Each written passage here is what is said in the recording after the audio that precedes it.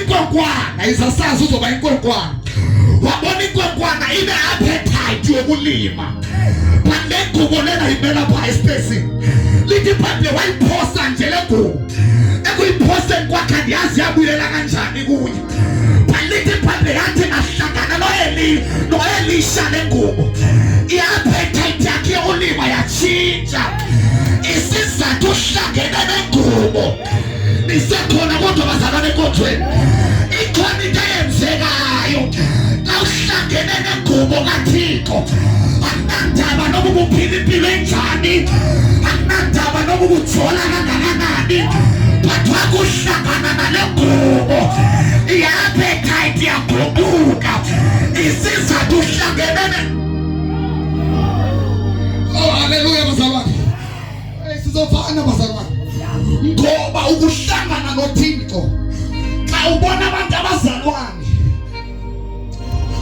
ubona abantu abebenempilo bebeyithanda, kodwa bafika ibhangeli yafika yatshintsha i-appetite, umhla wezinto waguquka.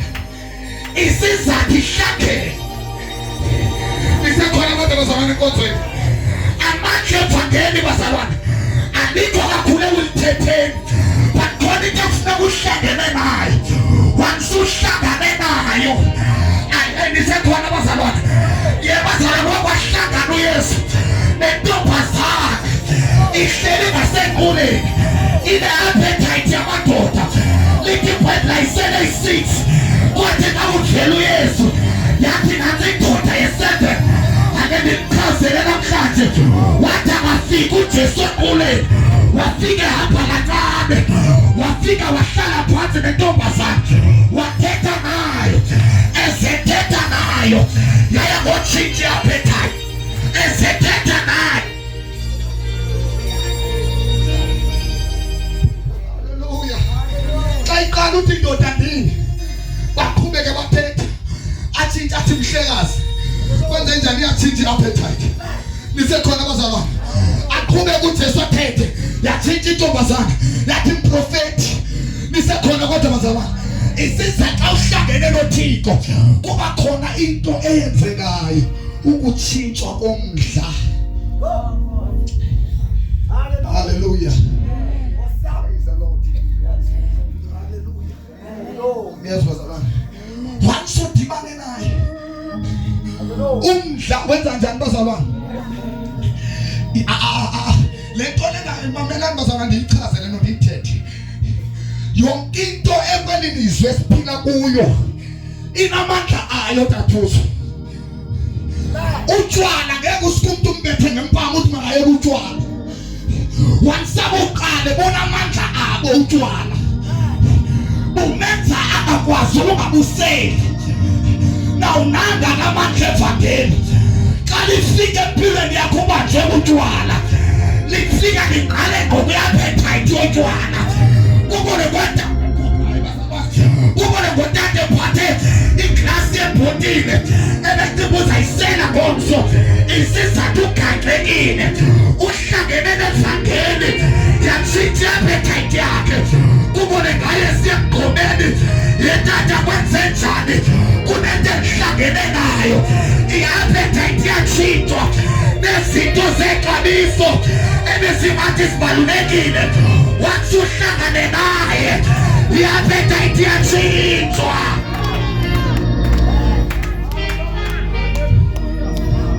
Uthi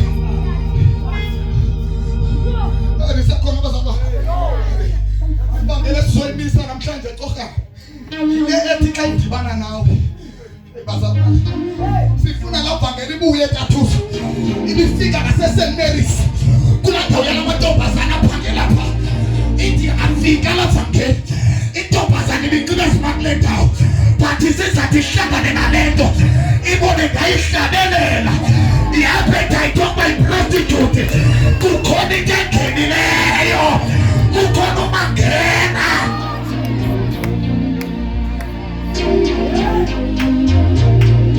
Bambani bazalwane, enye ye-miracles zevangeli elibangela uba isayintisti zingakwazi uyiphikisa. Yile nto ithi into belincila mfundisi uxheko encanyiwe saziwa kodwa ithi ngafika lento akadingi rehab angadingi ngokuphela kubela uthotho lekhansela sesikhansela kangaka nje isiza khona into esilahlekele sangakhansela nokhanselwa uElisha kodwa kwavele kwangena irehab yasezulwini izinto ebesithanda wasibone ngasasithanda isizathu khona into ahlangene nayo hlangene na wena noThixo. Then listen to this bazalwane. Oh Jesu. Ivangeli ukuza kwayo emhlabeni ize esimeni sabantu abathanda isono. Akekho umuntu owenza isono elila. Ngiyibamba nje lento bazalwane ngithetha.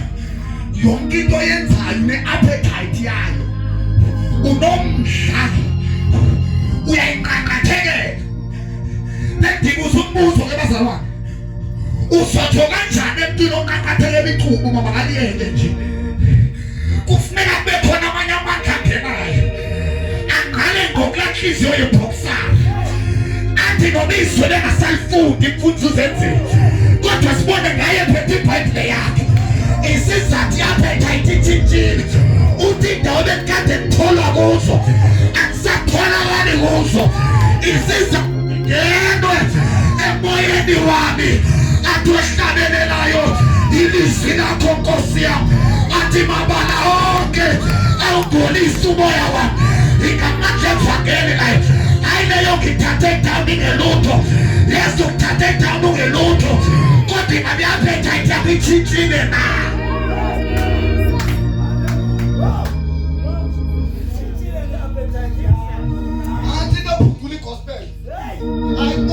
ngabonbiza kwezo zopromotana impilo yakho ingabitshinthiwe na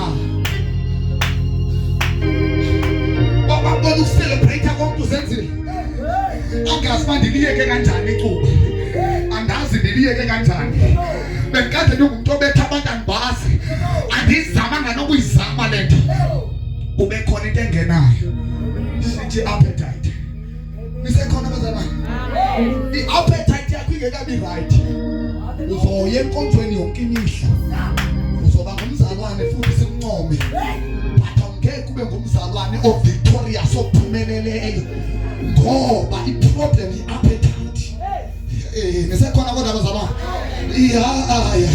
ikhona lento ithi xa ifika itshintshe appetite nisekhona bazalwane ikhona lento ishiyanisayo lithi iBhayibhile wayifika kubuye zathi mlandele wabetha egxeni ehlele kuthi hafu Mateo wayidela yonke imali ejogile kwaphela i-appetite yobusela ne-appetite yemali isizathu uhlangene naye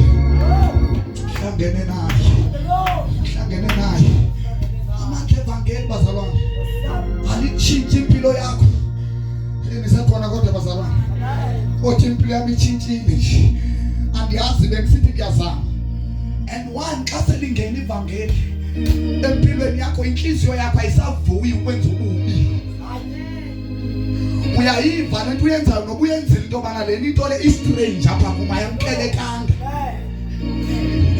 isizathu kukhona into engene yathitha i-appetite haleluya bazalwane andazi bani ngoba ukusuka kuye ube kuThixo kunento okuyenzayo kwi-appetite yakho kwake ukusuka kuThixo kwathatha unyana olahleka elekade sidla isonke esiqalbi jam nepeanut butter badobe kude noJehova wasithi iBhayibhile wathi appetite kuye wabona ukudla kwehangu wakuhalela isizathu xa ukude kuThixo i-appetite yakho ayikhontroleki wademo usondela kuye isidemo uya ngomthinta nisekhona kodwa bazalwane isizathu uhlangene naye uhlangene naye sengathi singamcela uThixo kubuye igeneration yabantu abahlangene naye haleluya then lithi iBhayibhile bazalwane baqhubeka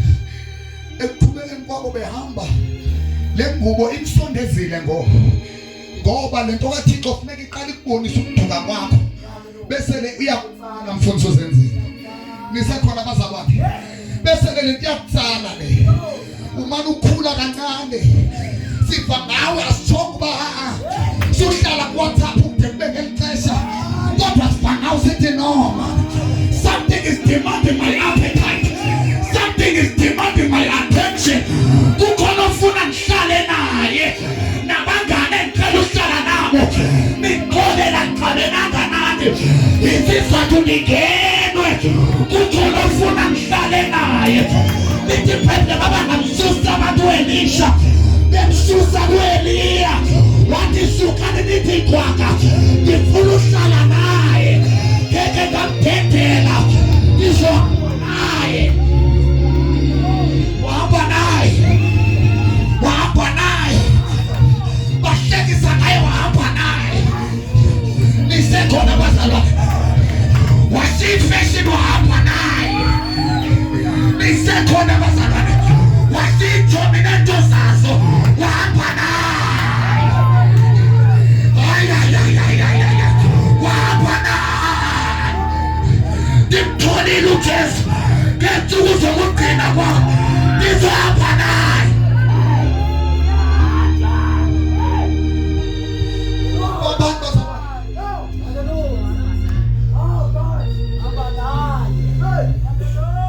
Uyifunda kahle iBhayibheli kuthi intanga zakhe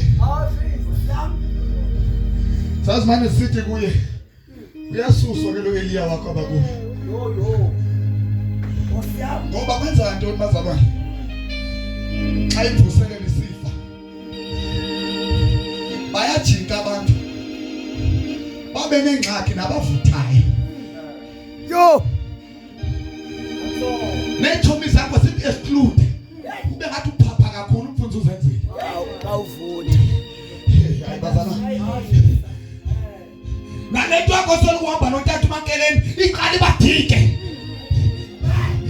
iyalimala imvuselelo nisekhona bazalwane kodwa imvuselelo ibuyiswa ngabantu abanjani baba ngathi bemdiscourage wathi apho Eliya uthi vukhona ndothi vukhona kukhona into endiyifumeneyo ngeke ndiyifanise nento endikuyo ayibahluphi ngale baba semthulweni akabazi noma benza ngayitshibili kabayehla isizathwana lento emonelisileyo ndifumene ukwanele ngelokukhomperisa nanto amadaba mbanothi namjike isizathu endihlangene naye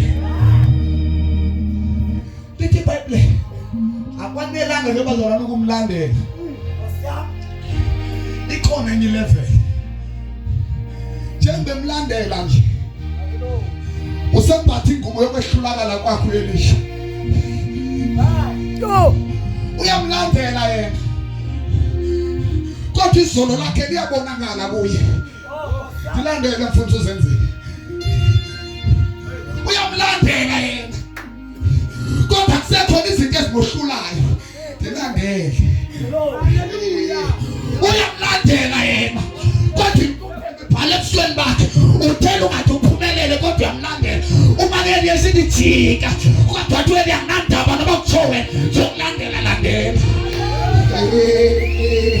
Hallelujah bazalwane abantu abasekonjweni benzela entertainment ukuze baveke kamnandi kodwa xa ngathi kuyabheda abasatholakala ekonjweni kodwa yena uElisha nobe senyuka intaba uEliya uElisha landela Elisha. Hallelujah ngoba abantwini engasekho fitshane nabantu akanandaba noma ehlukene nabantu kodwa esilokezi endabe xwayise khona ndizokumlandela bamfuthu zenzile nathi into efuna niyijonge bazalwane ipace yalulandelayo ixhomekeke kulukhokheleyo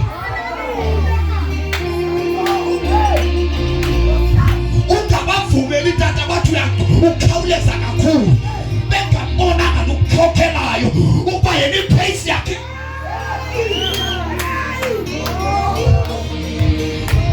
usenokwenzeka abangemva abambona okhokheleyo babe nengxaki nomkhokhelwa kanti umkhokhelwa akasazi yapheli kukhona ipace axhomekeke kuyo ipace yalumkhokhelayo nisekhona bazalwane uxhomekekile iproject ihamba kancane.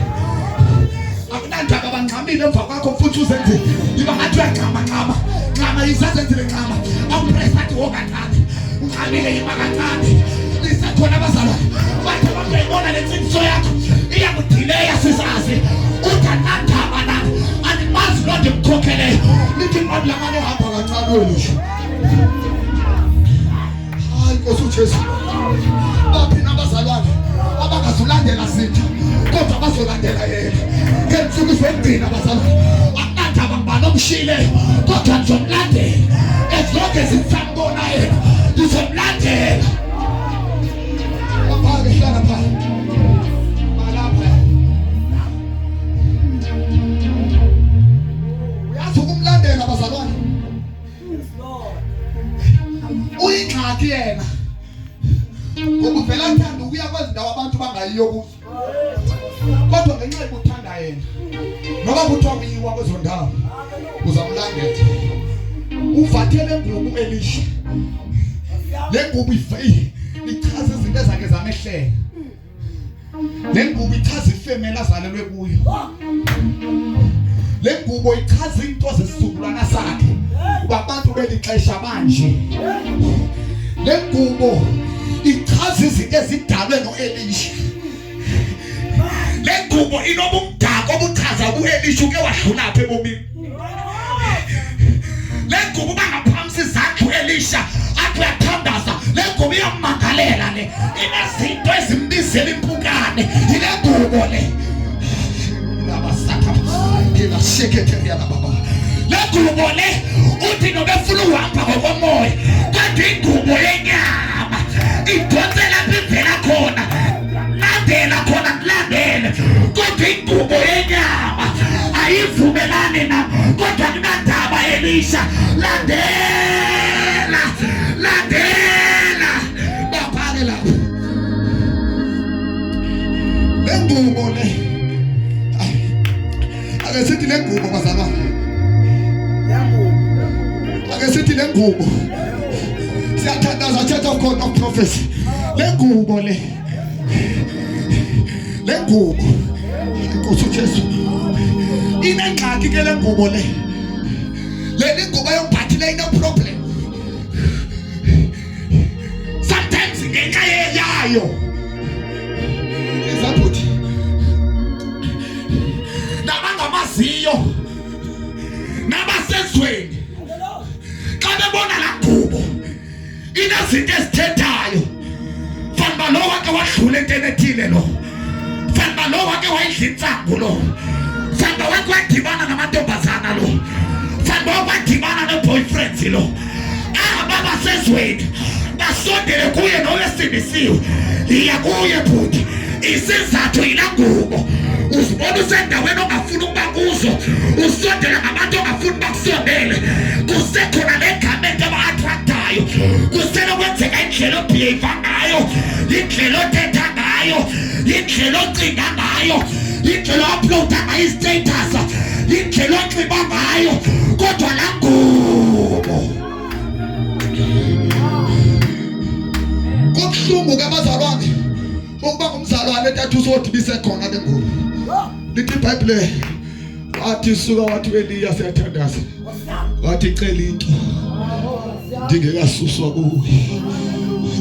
Haleluya.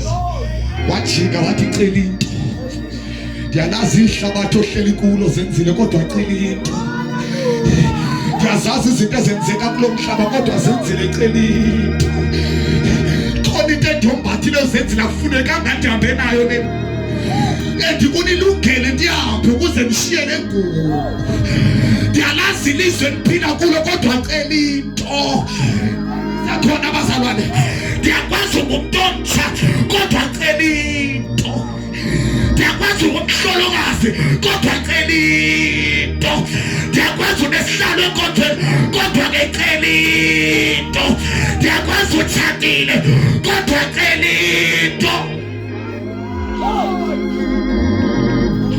wathi ngicela umoya wakho uphindaphindwe shata pakalamantele basa mandichazele nathi into abazalwane sithandaze kwixesha esiphila mayidablishe into kaThixo. Kwathi insuku zabantu abayichelile icawu masiyifuna iphindiwe into yasezulu.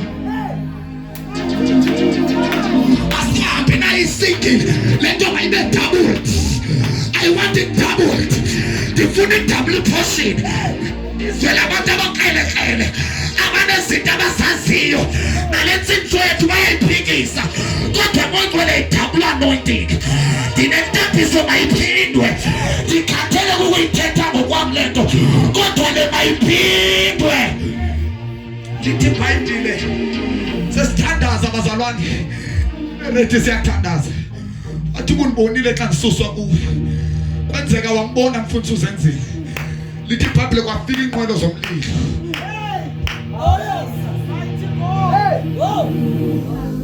An assurance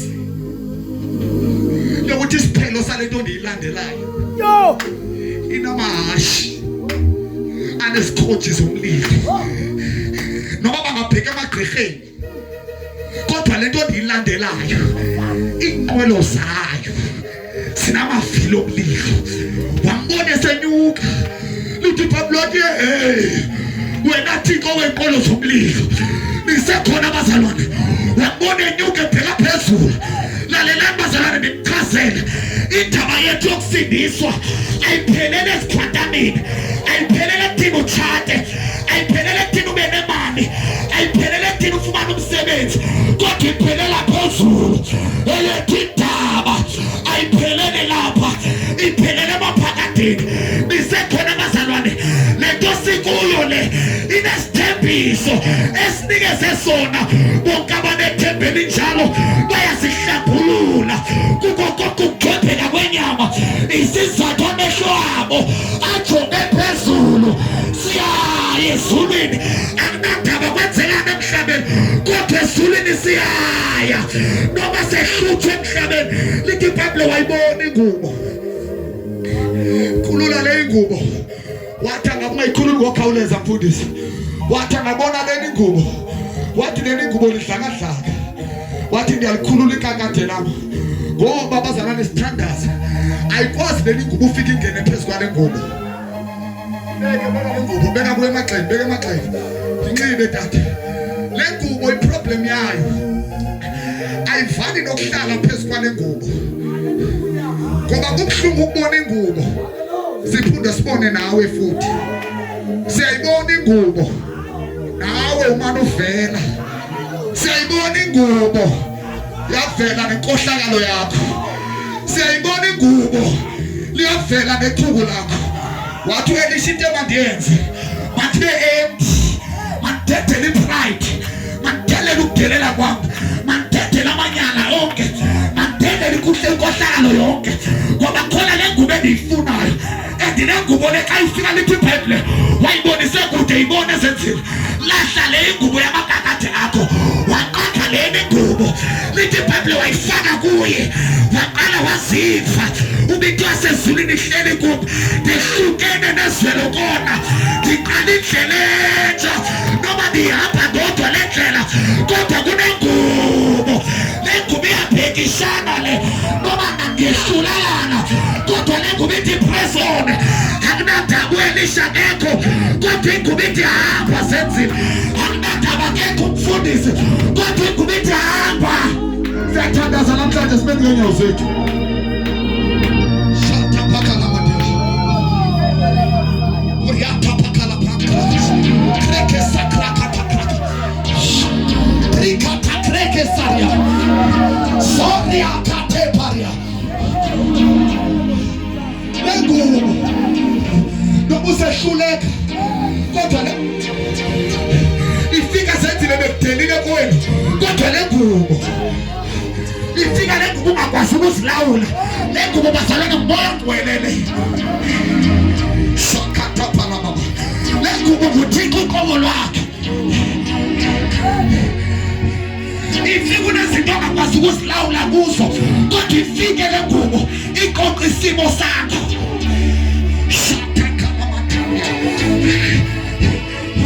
Ifika le ngubo uyidoda uthandile kodwa ubhizi uyathinta uyajola kodwa wathi sifike le ngubo. Iqokolela utata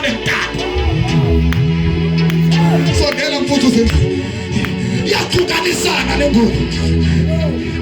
Le ngubo enye yezinto ezenzayo idilishana nengqondo yakho. Alabashekethela baba. Ningafuna usindiswa bazalwane. Nilandele obaba. Nibe naye mphathanga le ngubo. Shatabaya. Rakashekethela. Ningarapapa. Rete yasheke. Ningaziwa ngokungathethi imvuselelo. Kodwa le ngubo niyemphathanga. Ningaziwa ngokubishumi kakhulu. Kodwa le ngubo ninayo.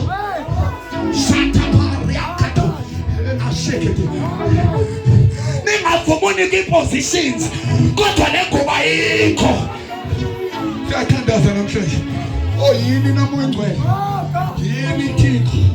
Yini moya ngcwele siyathandaza namhlanje.